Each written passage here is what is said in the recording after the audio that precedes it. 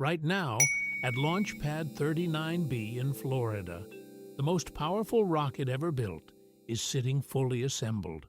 4 astronauts are weeks away from launch, and in February 2026, humans will travel to the moon for the first time in over 50 years. But here's the part most people don't know. They're not landing.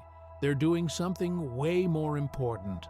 Artemis 2 is a 10-day test flight that will send the crew around the moon on a free return trajectory. And if anything goes wrong with the spacecraft, gravity will automatically bring them home. No second chances, no rescue mission. This is the ultimate test. And in few minutes, you'll understand exactly what's at stake, why this mission matters more than the landing, and what happens if something goes wrong 240,000 miles from Earth. Artemis 2 is the first crewed mission of NASA's Artemis program, carrying 4 astronauts on a journey around the moon and back to Earth. Think of it as the final exam before NASA attempts a lunar landing on Artemis 3. The crew? Reed Wiseman, commander, former ISS astronaut, Navy pilot. Victor Glover, pilot, will become the first person of color to travel to the moon. Christina Koch, mission specialist, will become the first woman to travel to the moon. Jeremy Hansen, mission specialist, Canadian astronaut, the first non-American to travel to the moon. This isn't just symbolic. These 4 will test every system humans need to survive in deep space. Life support, navigation, radiation shielding, and emergency procedures.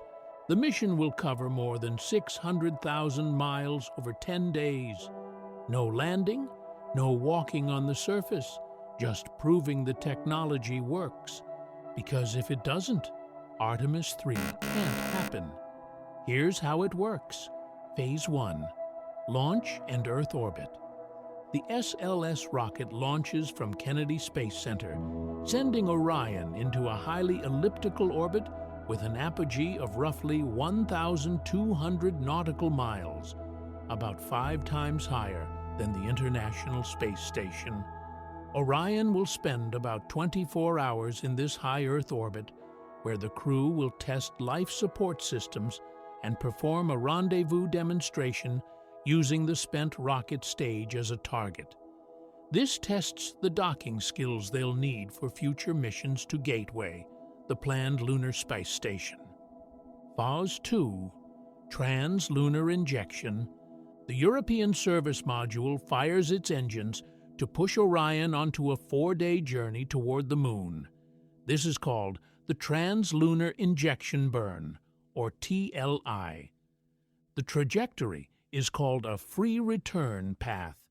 If Orion's engines fail after this burn, the moon's gravity will naturally loop the spacecraft back to Earth without needing additional propulsion. It's a built-in safety net. Phase 3. Lunar flyby.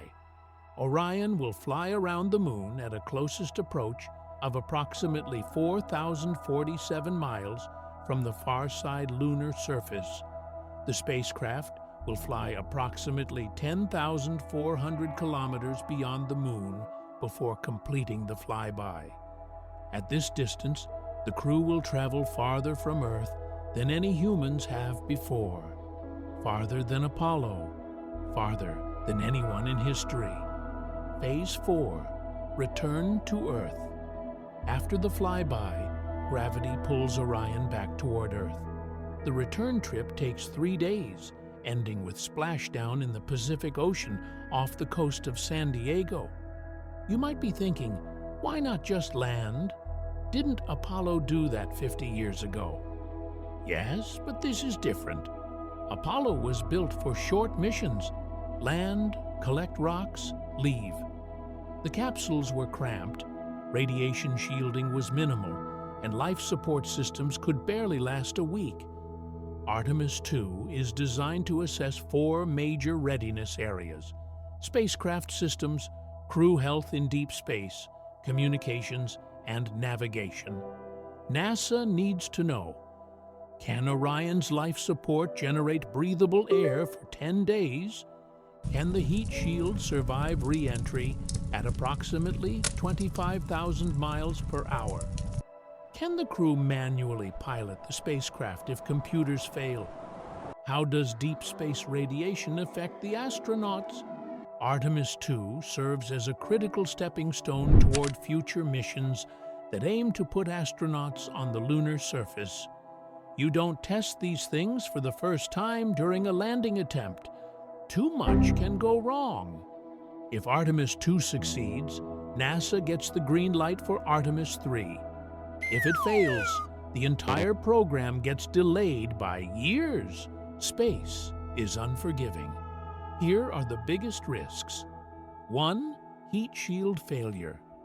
During Artemis I, the uncrewed test, NASA discovered issues with fuel loading that caused significant launch delays.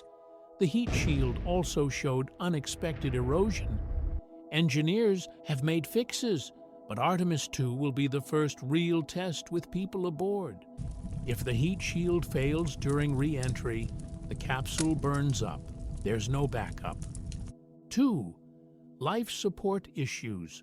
4 people in a small capsule for 10 days means tight tolerances, air recycling, CO2 removal, temperature control.